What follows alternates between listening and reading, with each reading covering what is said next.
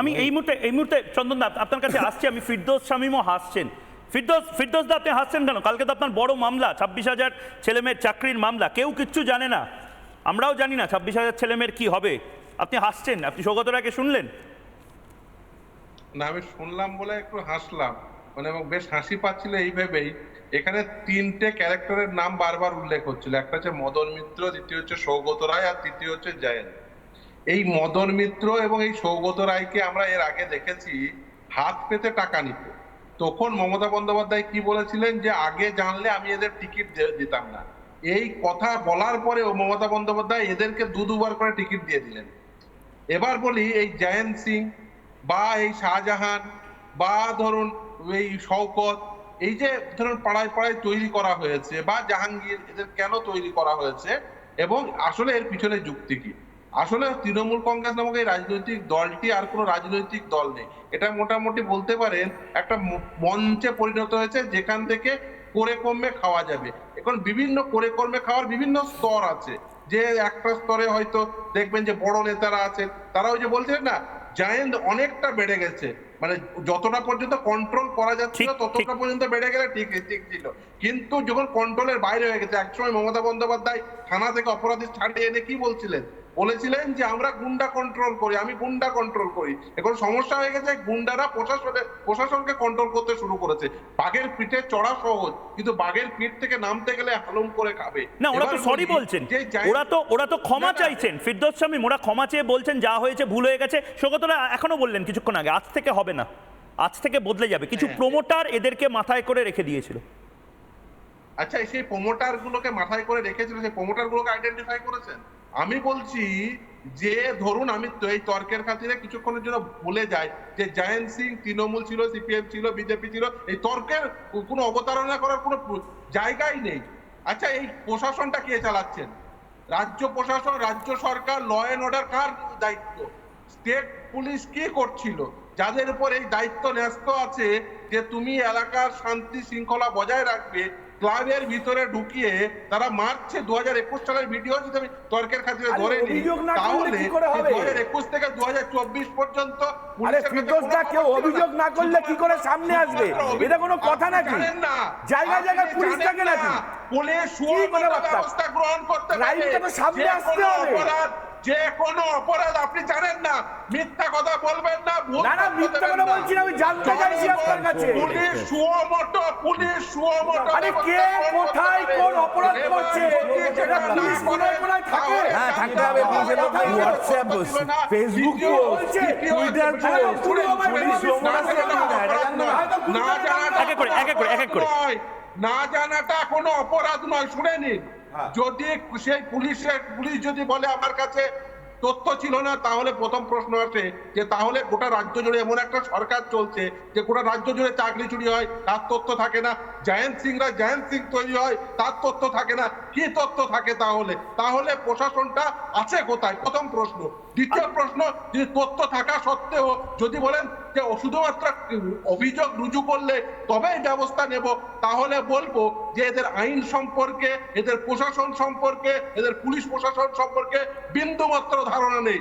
যে কোনো অপরাধ সমাজের এগেনস্টে সংগঠিত হয়, একটি সরকারের দায়িত্ব সেই অপরাধের বিরুদ্ধে প্রসিকিউশন হিসেবে অ্যাজ এ প্রসিকিউটর তার বিরুদ্ধে আইনগত ব্যবস্থা গ্রহণ করা। কিন্তু দুর্ভাগ্য হলো এরা কখনোই কোনোভাবে আইনের শাসন চায় না। এরা চায় জয়ন্ত সিং, শাহজাহান, আরাবুল, শওকতদের প্রশাসন। কিন্তু ফিরদৌস দা, আমি আপনাকে একটু থামাচ্ছি। একদম ফিরদৌস দা, আমি আপনাকে থামাচ্ছি। মৌমিতাও আমাদের সঙ্গে রয়েছে। আমি একটা জিনিস, আমি প্রত্যেকের কাছে, আমি চন্দনদা মৌমিতা দুজনের কাছেই যাব, একটা জিনিস নিয়ে আমি বেসিক পয়েন্টটা বুঝতে পারছি না। মানে একটা চন্দনদা আপনি জানেন তো, মানে বেসিক্যালি 2 2 4 করা, মানে আমি মেলাতে পারছি না। মমতা বন্দ্যোপাধ্যায়, আপনাকে শোনাবো, মমতা বন্দ্যোপাধ্যায় তো বললেন এই জয়ন্তরা অর্জুন সিং এর লোক। প্রথমে শুনি মমতা বন্দ্যোপাধ্যায় কি বললেন, তারপরে অর্জুন সিংকে আমি জিজ্ঞেস করেছিলাম উনি কি বললেন সেটাও শুনবো। প্রথমে মমতা বন্দ্যোপাধ্যায় কি বলেছিলেন শুনি। আমি আপনাদের একটা কথা বলি, কয়েকটা টিভি চ্যানেল খুব ভুলভাল উল্টোপাল্টা বিজেপির কথায় এম স্কোয়ার, অর্থাৎ ওদের একজন মালভিয়া আছে। এম স্কোয়ার বলতে আমি কি বোঝাচ্ছি আপনারা বুঝে নিতে পারছেন। যা কীর্তি করেছে, কীর্তি ও কেলেঙ্কারি, যা বাংলার সংস্কৃতিতে খাপ খায় না। বাংলা কেন, দেশের নয়। 2021 সালের একটা ঘটনা নিয়ে এখানে আমি কোনো কম্প্রোমাইজ করি না। 21 সালের ঘটনা নিয়ে আমার ইলেকশন ড্যামেজ করবার জন্য গত 72 ঘন্টা ধরে একতরফাভাবে একই নিউজ দেখিয়ে গেছেন, অথচ সেই সময়টা অর্জুন সিং ওখানকার এমপি ছিলেন এবং যারা করেছিল তারা কিন্তু অ্যারেস্ট হয়ে এখনো জেলে আছে। মমতা বন্দ্যোপাধ্যায় বললেন ইলেকশন ড্যামেজ করবার জন্য নাকি কিছু মিডিয়া চ্যানেল ইচ্ছাকৃতভাবে এটা করেছে। তাহলে সরি বলছে কেন আজকে সৌগত রায় এবং মদন মিত্র? আবার মমতা বন্দ্যোপাধ্যায় বললেন অর্জুন সিং এর আসলে চেলাচামুন্ডারা হচ্ছে এই জয়ন্ত সিংরা। অর্জুন সিং আবার অন্য কথা বলছেন, বিস্ফোরক কথা বলছেন, সেটা নিয়েও আবার একটা গোটা জবাব চায় বাংলা হতে পারে। দর্শকদের বলবো অর্জুন সিং আমাকে জানতে চায় বাংলাতে কি বলেছেন শুনতে, তারপরে জবাব চায় বাংলায়। আমাদের চন্দন চ্যাটার্জি অতিথি রয়েছে, তার কাছে যাব, আগে শুনে নি। পুলিশ বাদ দিয়ে তৃণমূলে কোন গুন্ডার ক্ষমতা আছে গুন্ডামি করা? পুলিশ প্রোটেকশনের উপরে এরা গুন্ডামি করে। এই যত ক্রিমিনাল আছে সবাইকে ব্যারাকপুর পুলিশ কমিশনারেট পুলিশের সিকিউরিটি দেয়। হ্যাঁ, আপনি জানেন ওখানে ব্যারাকপুরে অবস্থা 400 কনস্টেবল ওখানকার। আমার ইন্টারেস্টিং লাগছে, 400 আমি কোনোদিন যদি মির্জাপুরের মতন ব্যারাকপুর বলে কোনো ওয়েব সিরিজ করি তাহলে হয়তো, মানে ক্রিমিনালদেরকে সিকিউরিটি দেয় পুলিশ। 400 কনস্টেবল ক্রিমিনালদের কি করে ওরা? ওদের সঙ্গে থাকে। ওদের কনস্টেবল মানে রাজ্য পুলিশে, রাজ্য পুলিশের কনস্টেবল তাদেরকে অনঅফিসিয়ালি অফিসিয়াল বানিয়ে, আনঅফিসিয়ালি অর্ডার আছে, অফিসিয়াল মানে কোনো ক্রিমিনালকে 4খানা 5খানা দিয়েছে। এক একটা জায়গা নিজের পুলিশ অফিসারদেরকে বসালেন। জয়ন্ত সিং এর খাটাল আছে, সেখান থেকে এত বড় বাড়ি টাড়ি, মানে আমি বলছি এই দবদবা, মানে আমি না দবদবা কিছু না, সবটা পুলিশ আর তৃণমূলের নেতারা। চন্দনদা, দুটো জিনিস মমতা বন্দ্যোপাধ্যায় অর্জুন সিং এর লোক বলছেন, আর অর্জুন সিং তো পুরো একেবারে কাঁচা খুলে দিয়ে যাকে বলে এক কথা বলা। ব্যারাকপুরটা, গোটা ব্যারাকপুরটা আসলে এই মাস্তানরা চালাচ্ছে পুলিশরা নাকি? দেখো, আজকে রত্ন ভান্ডার এই শব্দটা হ্যাশট্যাগে গোটা পৃথিবী দেখছে। এখন মাইকেল মধুসূদনের জন্ম শতবর্ষ এবছর, তা উনি তো লিখে গেছিলেন হে বঙ্গ ভান্ডারে তব বিবিধ রতন। ফলে একটা একটা করে রত্ন বেরোবে, এটাই তো এক্সপেক্টেড। রিপাবলিক বাংলার সামনে একটা একটা করে রত্ন তুলে ধরবে। এই যে অর্জুন সিং, আচ্ছা অর্জুন সিং কোন দলের, তৃণমূলের না বিজেপি? ফলে অপরাধ তৃণমূলে থাকতে করে গেলেন, দিয়ে বিজেপিতে চলে গেলেন, বিজেপিতে থাকতে করে গেলেন, তৃণমূলে চলে গেলেন।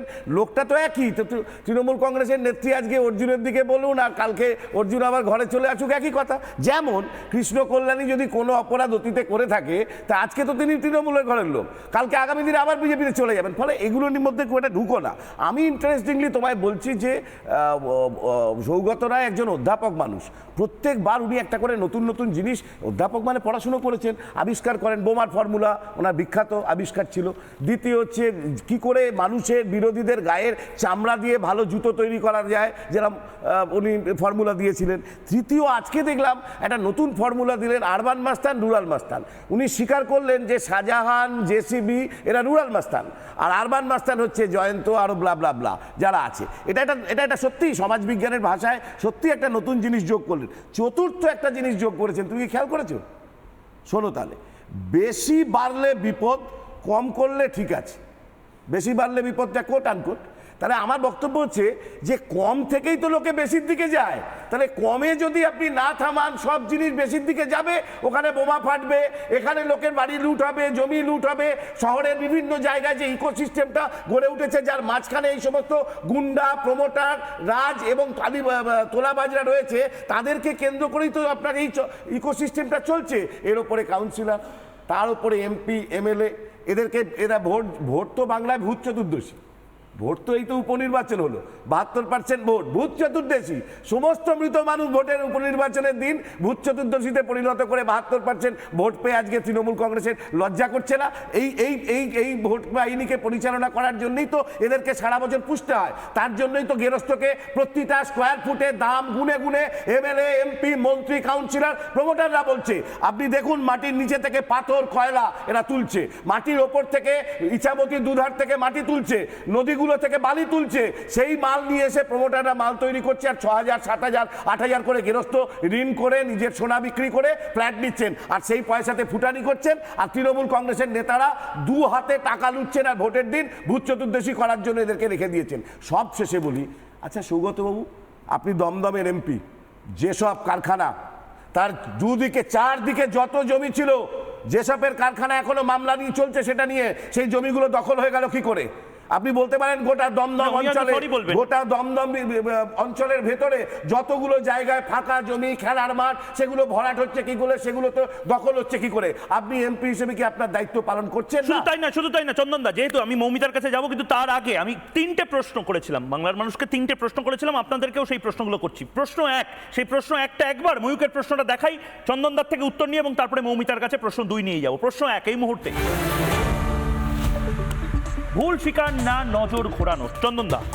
একদম, কারণ এই ঘটনার প্রথম দিন থেকে প্রথমে মদন মিত্র বললেন উনি সৌগত রায় ওনাকে চেনেন, তারপরে সৌগত রায় বললেন আমি ওনাকে চিনি কি চিনি না বলে এটা দোলাচল।